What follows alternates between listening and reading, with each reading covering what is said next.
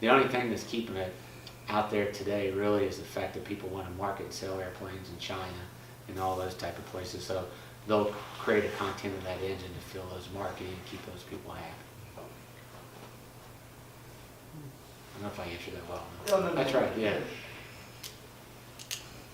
I will. Yeah, go ahead. Alright, Tom, that was a pretty good point you made about, tell me a little about yourself, like 5 seconds again, I want the ball. Yeah. Probably use that in the next interview. There you go, man. Absolutely, thank you for that one. And also, in the map that I saw, you know, you have like a lot of like European factories and maybe like Asia, like Singapore and Yeah. like Japan I saw. But I didn't see any on like Latino America. Yeah. Is that just because it didn't fit the? Yeah, 69 that's a great or- question. I have not done, really, the only place where I have traveled really is South America much. Now, Embraer, we got a sister company, TW Metals, that's doing a lot of business with Embraer, but there really wasn't an aerospace culture that would buy our products in any degree, so the market really never led me there. But Embraer has made a fantastic airplane. And Embraer, what is that based on? Brazil. Brazil. Yeah. How do you say it? Embraer. Embraer. Yeah. If you fly on How do you spell Delta, that? like a 75-seater on Delta Airlines, or a 100-seater, you're probably flying on either a Comair jet, not a Comair, but either Canadair or an Embraer. It's a great aircraft. Yeah. But there hasn't been a real strong pull for me to go there, because manufacturing in my particular world went to Central Europe, which was Poland, Czech Republic, Hungary. You know, GE, do you know that GE's got 15,000 manufacturing jobs in Hungary today? That'd blow you away. That's a lot. Huh? That's a lot. 15,000. Those jobs were in Evendale and Greenville, South Carolina. They all went over there and they're manufacturing different components, right? Then I went to Asia, Southeast Asia, China, Singapore, and Taiwan, and those type of places, yeah. Do you think there's like opportunities there in like Latin America?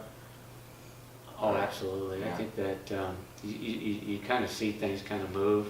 You know, it was China for a while, then Southeast Asia, then went to China, maybe Japan was first, then Korea, Right. then Southeast, then China. You know, you look at India, if they can ever get the infrastructure organized well enough.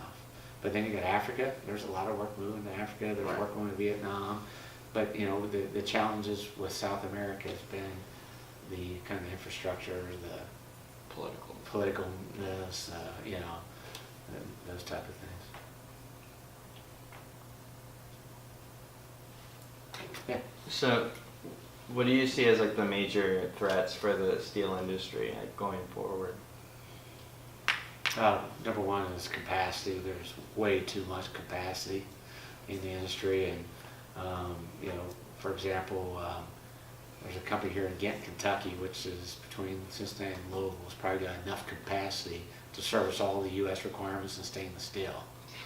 Then the German ThyssenKrupp comes in and builds a plant, brand new spanking plant in Alabama, and spent, I don't know, billions and billions of dollars building this plant, right? And you got Allegheny in Pittsburgh, right, who's in that same business, right? And you've got all these China companies and Korean companies like POSCO and all that, and there's just way too much capacity.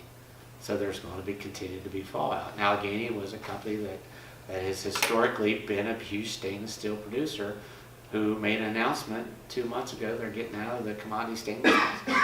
They're going to focus strictly on aerospace stuff that I do. And they're going to get out of that business, and that's a shame. You know, they'd owned that market for a long time, but we still got too much capacity, and these mills continue to lose money time after time. And that's a threat. And if we don't stop the imports from coming in, that at least allow us to get it, all that's going to go out as we go forward. You know, then investment from all the money that China and those guys made in our industry too is you know, they're going to own that industry. What's the tariff situation currently? Pardon? What's the tariff Well, situation there's a currently? big, huge lawsuit right now because there's no really anti-dumping penalties per se on what's going on. Because the China market has slowed down so much of late, and they don't have anywhere to put their mail, they're dumping in here. And I got a call today from some guys that are in Washington D.C. really pushing hard to try to get some tariffs and put on the goods. But Well, I found on China, I found a 283% tariff listed, and then I found like the other, like France was 3%, and some of Germany was 3% or something. But I couldn't find a secondary verification that that was right. yeah, it's not that not anything I do is anything like that. Okay, but it was commodity steel, and it said it was on Zero Hedge. I don't know. Are you familiar with Zero Hedge? Yeah. Zero Hedge is a funding site, but it's also kind of a conspiracy theory funding site. Gotcha. See, you don't quite know exactly. So I what's wasn't going certain. I wanted to bring that up because I gave that to them as one of the things that I had found, and I wanted to find, see if I could get some secondary verification on it. on. So do you guys deal with like rare earth metals or anything like that? Yeah, well, I deal with nickel, which is it's really not rare. It's commodity, cobalt. There's maybe bits and pieces of it back and forth. GE does on some of their engines, the little type of things, but I wouldn't call them rare earth, but they're niche-y type of things, those type of things. Palladium for cold fusion. Palladium, yeah, there you go. This is the one I was trying to think of, yeah. Yeah. Yeah, we gotta be really careful about my stuff, how I export, who I export it to.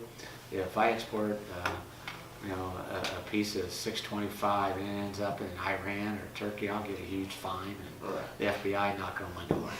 And by the way, that's happened. I haven't got the fine, but I had the FBI knocking on the door. Some stuff that I've sold to somebody else that's sold different things as we've gone on has been. I have a question about something you talked about earlier. Yeah. You guys wanted to take your company private, and then somebody else bought it. Yes. We talked about, some of you watched, but some of you probably didn't, Barbarians at the Gate. That was on the list of supplemental movies that I gave you. And the same thing happened in that. It was basically the leader of RJR Nabisco, whose name I can't think of, tried to take RJR Nabisco private, and then the company ended up getting bought by another private equity firm. Right. And the only thing that we've spent 2 class periods on has been finance, so that's been sort of a more major topic. Could you talk a little bit about how that deal went down and what happened? Yeah. Pretty simple terms. I mean, yeah. Again, this is my partner's company at the time. I was 24 years, probably 25, 26 years old at the time, but we were having a tremendous amount of success globally, and being a public company, you had a board of directors, and all of a sudden I was exposing the company to receivables from Saudi Arabia, from China, from Korea, and the board became very uncomfortable with the fact that they had this much exposure to foreign receivables. Even though I thought I was pretty genius, I had GE backward give me a deal that allowed me to debit the people I was selling to's account if they didn't pay me. Oh, wow. Right, so I was covered, but they were still uncomfortable with that, which was a huge coup. But that's having those relationships. Barry at the time, my partner, said, before I was my partner, so I'm going to put the company out. So basically, when you take a company and public to private, you got to put it out on bid, and you owe your stockholders the right to get the highest price. So he puts it out on the market, and his number one competitor came in and basically outbid him for his own business. And it just got to a point where, the price was too high for him to pay. He exited, they took the business, and he took that cash, loaned it some up to me to start our own company, and that's how we got off and rolling. Cool. Yeah. So